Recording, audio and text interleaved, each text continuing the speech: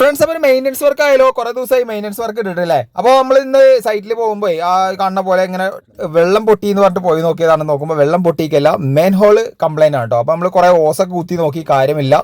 അത് കഴിഞ്ഞിട്ട് നമ്മൾ ഇതേപോലെ ഒരു ഡപ്പ എടുത്തിട്ട് അതിലത്തെ വെള്ളം ഒഴിവാക്കിയപ്പോഴാണ് മനസ്സിലാക്കിയത് അതിൻ്റെ ഉള്ളിൽ കുറച്ച് മുടിയും കാര്യങ്ങളൊക്കെ കുടുങ്ങി കച്ചറായി കിടക്കുകയാണ്. അപ്പോൾ അതൊക്കെ എല്ലാം സെറ്റാക്കി അതെല്ലാം ഉള്ളത്തെ കച്ചറ കംപ്ലീറ്റ് ഊരി ഒരു 3-4 ബക്കറ്റ് നല്ല രീതിക്ക് വെള്ളം ഒഴിച്ച് ഫുള്ള് ക്ലീൻ ആക്കി കേട്ടോ.